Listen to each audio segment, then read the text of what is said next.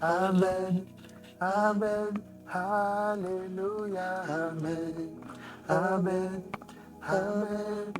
Tu es le papa le plus responsable, Amen, Amen, Amen, Alléluia, Amen, Amen, Amen, Alléluia, Amen, Amen, Amen, Alléluia, Amen, Amen, Amen. Shalom à tous, shalom. C'est en chantant que nous vous accueillons ce soir. C'est en louant notre Dieu, bien sûr. Nous aimons louer notre Dieu. Vous savez, commencer ce genre d'émission, pour nous, parfois, c'est juste partir de rien et apprécier la présence de Dieu. Et nous aimons cela. Nous aimons chanter pour Dieu. Nous aimons passer du temps dans la présence de Dieu et dans la communion fraternelle. Alors, ce soir, ou à l'heure à laquelle vous nous regardez, c'est l'heure de notre pause café. À cet horaire, donc, nous recevons, non, nous sommes là avec Benjamin ce soir. Bonsoir. Bonsoir, shalom à tous. Nous voici donc dans notre émission, notre pause café. Alors, nous étions juste, avant de commencer cette émission, nous étions juste en train de parler de la louange et de l'importance du ministère de la louange. Benjamin, peut-être pouvons-nous commencer par là, aujourd'hui. Ah oui. Alors, qu'as-tu à nous dire par rapport au ministère de la louange? Qu'est-ce que tu as déjà vécu dans la louange ou qu'est-ce que tu as déjà expérimenté, reçu? Parle-nous un peu de tes expériences concernant la louange, que ce soit dans le service ou que ce soit dans le rang des visiteurs ou des participants. Oui. Plusieurs choses. La louange est vraiment puissante. Par exemple, une des choses que j'ai déjà vécues, euh, comme si que le Seigneur est venu changer mon cœur pendant la louange, Oh, gloire à comme Dieu. un temps de repentance. C'est-à-dire que pendant la louange, j'étais déjà dans un état avec la colère, avec plein de choses, mais pendant la louange, c'est comme si que j'ai dit à papa, prends toute la place, que ce soit toi maintenant qui fais. Peu importe, je sais que certaines choses sont dures, mais je veux que tu paraisses. Amen. Et aussi, certaines choses que j'ai déjà vécues dans la louange. Une fois, j'étais en répétition et j'ai commencé à rire avec les autres frères et sœurs, tout. Tout d'un coup, dans mes pensées, l'ennemi me menace. Et là, j'ai compris que l'ennemi nous hait vraiment. Il ne veut pas qu'on se réjouisse. Et ce que j'ai expérimenté dans la louange, suite à ça, et même d'autres expériences, c'est que vraiment la joie du Seigneur est notre force. Quand je me suis mis à louer, à danser, même chez moi, à danser, il y a des situations qui étaient compliquées et tout, j'ai repris force. J'ai repris force et j'ai même dit à l'ennemi, regarde comment quelqu'un qui est dans la victoire danse. Amen. Regarde comment quelqu'un qui se réjouit danse. Amen. J'ai reçu comme une force. La joie du Seigneur est vraiment une force. Quand tu te réjouis, quand tu loues, tu danses, tu te réjouis pour le Seigneur, il y a comme une force qui te porte au-dessus Amen. des situations. Amen, amen, amen, amen. Je me réjouis de ce que tu es en train de dire. Il y a un chant qui me vient pendant que tu es en train de parler. C'est un chant peut-être que tu ignores, mais qui est chanté en anglais Oui. et qui dit, les paroles sont en anglais, ce que tu viens de dire en français, c'est-à-dire When you see me dance, I dance like a winner man.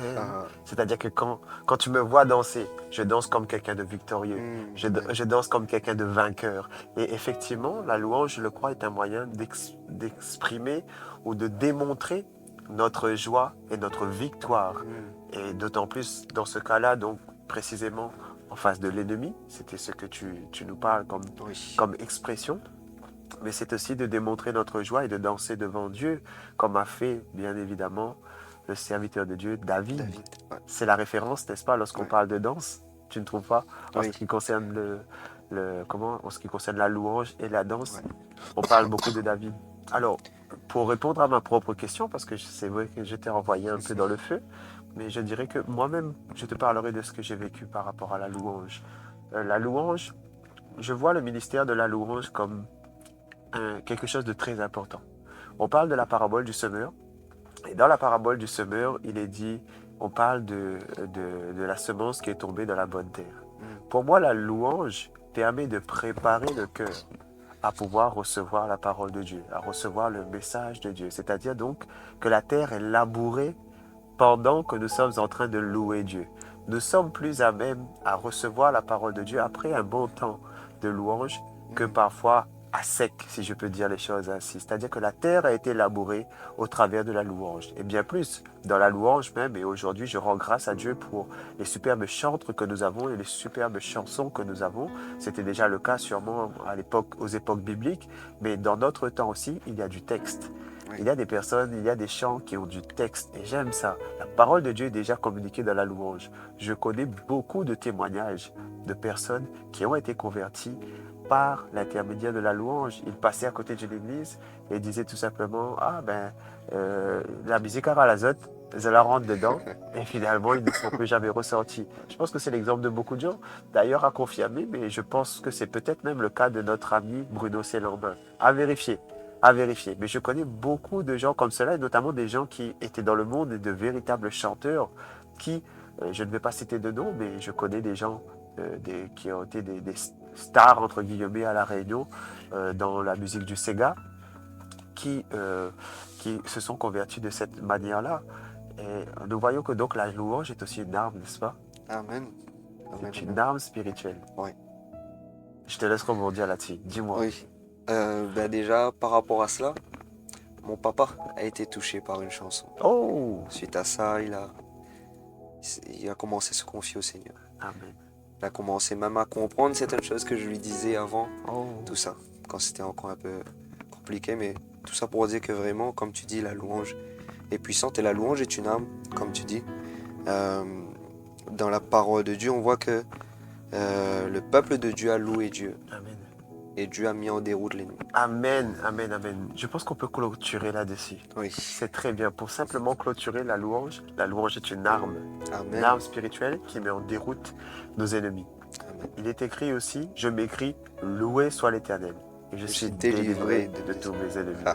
Donc, ce qui veut dire que la louange est une puissance. Amen. Ce n'est pas que chanter, ce n'est pas que de faire de belles chansons. La louange, c'est une arme spirituelle. Et c'est Amen. pourquoi, lorsqu'on parle de combat spirituel, nous savons que David était un combattant spirituel. C'était un guerrier devant le Seigneur, puissant devant le Seigneur. Il a combattu Goliath, il a arraché des lions. Et David, si je peux dire les choses ainsi, avait une autre manière de combattre dans le spirituel. C'était avec sa harpe. Amen. On développera cela sûrement dans une prochaine émission. Comme de quoi la louange est une arme, mais aussi que les instruments sont aussi une arme qui accompagne cela. Sur ce, nous vous disons shalom, Shalom. soyez bénis. Ça y est. Tu es le papa le plus responsable. Amen. Amen. Amen. Alléluia.